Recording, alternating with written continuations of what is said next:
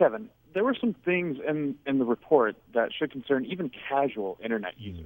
Can you share some of those key findings with us? Sure. I think the biggest thing is the steady increase in ransomware.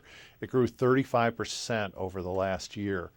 Now, ransomware is when the criminals get on your computer, they encrypt your files, your personal files like your Word documents, your photos, even your tax returns, and then they demand a ransom. They demand $500 to get your files back.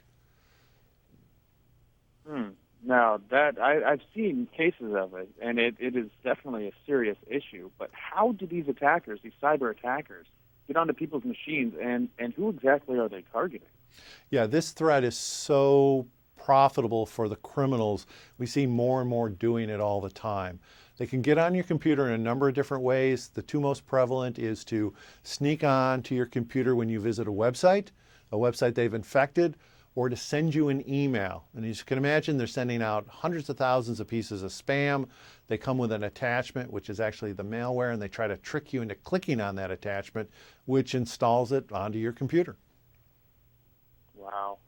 Now, aside from the ransomware, are there any other some of the latest, if you can tell us, scams and types of malware that we should be on the lookout for? Yeah, absolutely. There's a really popular scam going around the internet now called fake technical support.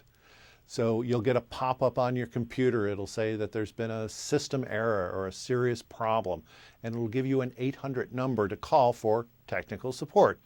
Well, the number you call is not technical support. It's a boiler room where they're going to try to sell you a technical support plan, and it'll cost you $100 to $129.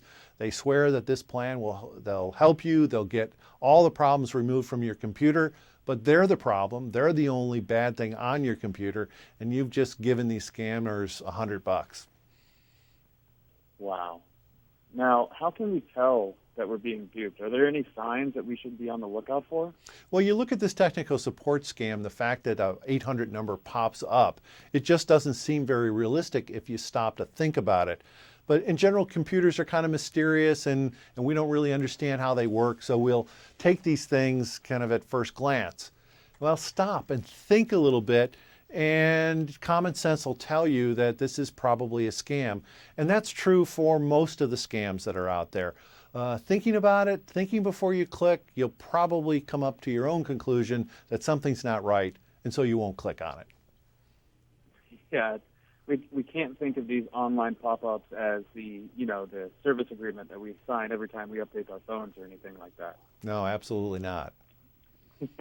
Now, what can consumers and businesses do to protect themselves online? Yeah, it's really important that they protect themselves from these threats because they're pretty nasty. I think that you really need to use good common sense like we talked about. You need to make sure that you keep your software up to date, your operating system, your browser. When you get prompted to do an update, take the update. Keep it new, keep it fresh. That'll help keep the bad guys off. And use good security software. I mean, you're going to need some help. Security, the computer itself, they're very complex. That computer security software will help you.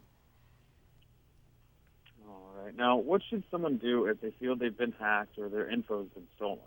Yeah, absolutely. If you think there's malware on your computer, the first thing you want to do is get it off because you don't want to be victimized a second or third time. And then if you think your bank or your credit card information has been stolen or hacked into, call your bank, let them know, call the credit card company. They'll know what to do. They can help you out and they can help protect you. All right. Kevin, thank you for sharing all this information. It's really, really good to get someone who knows what they're talking about and can really help us with these critical issues. Now, where can our viewers go for more information? Yeah, if you want a lot more information about all the threats that we're seeing and how to protect yourself, go to norton.com. Perfect. Kevin, thank you so much for being with us. It's been my pleasure.